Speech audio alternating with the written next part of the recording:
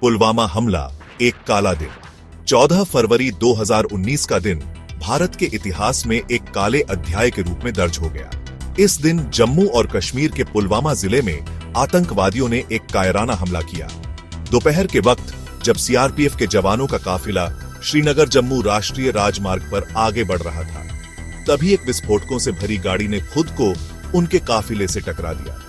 धमाका इतना भीषण था कि आसपास के इलाके में दहशत फैल गई। धूल और धुएं का गुब्बार आसमान में छा गया।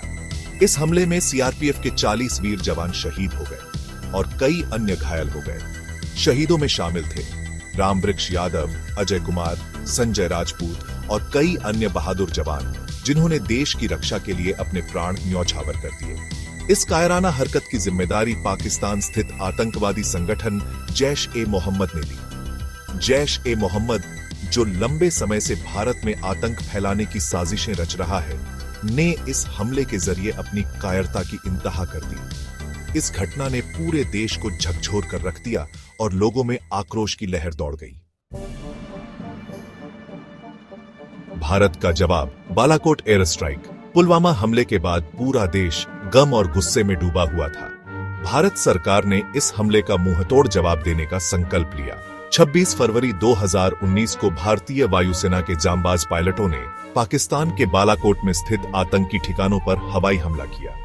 यह ऑपरेशन पूरी गोपनीयता के साथ अंजाम दिया गया और इसमें मिराज 2000 लड़ाकू विमानों का इस्तेमाल किया गया। बालाकोट में जैश-ए-मोहम्मद का सबसे बड़ा प्रशिक्षण केंद्र था। भारतीय वायुसेना ने लेजर गाइडेड बम से इस केंद्र को पूरी तरह तबाह कर दिया। इस कार्रवाई में बड़ी संख्या में आतंकवादी मारे गए। हालांकि पाकिस्तान ने इस हमले में किसी भी तरह के नुकसान से इनकार किया। भारत ने स्पष्ट किया कि यह कार्रवाई आत्मरक्षा में की गई है और इसका मकसद सिर्फ आतंकवादियों को निशाना बनाना था। न्याय की मांग, कानूनी कार्यवाही और चुनौतियां। पुलवामा हमले के बाद भारत सरकार ने इस मामले की गहन जांच के आदेश दिए। राष्ट्रीय जांच एजेंसी एनआईए को इस मामले की जांच सौंपी गई। एनआईए ने अपनी जांच में पाया कि इस हमले में पाकिस्तान का हाथ था और जैश-ए-मोहम्मद ने इस हमले को अंजाम दिया था।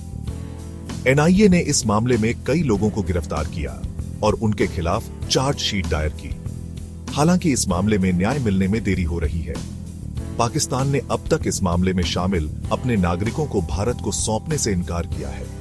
हाल ही में इस हमले के एक आरोपी की जम्मू के एक अस्पताल में मौत हो गई। हालांकि इस घटना से पीड़ित परिवारों को इंसाफ मिलने की उम्मीद कम नहीं हुई है। भारत सरकार ने स्पष्ट किया है कि वह इस मामले में शामिल सभी दोषियों को सजा दिलाने के लिए प्रतिबद्ध है। हमेशा याद रखेंगे, शहीदों को श्रद्धांजलि। पुलवामा हमला एक दर्दनाक घटना थी जिसने पूरे देश को झकझोर कर रख दिया। इस हमले में शहीद हुए सीआरपीएफ के जवानों ने अपने साहस और बलिदान से देश का सिर ऊंचा किया। देश उनके बलिदान को कभी नहीं भूलेगा। सरकार शहीदों के परिवारों को हर संभव मदद कर रही है। शहीदों के नाम पर कई योजनाएं शुरू की गई हैं और उनके नाम पर स्मारक बनाए गए हैं। पुलवामा हमला हमें याद दिलाता है कि आतंकवाद मानवता के लिए सबसे बड़ा खतरा है।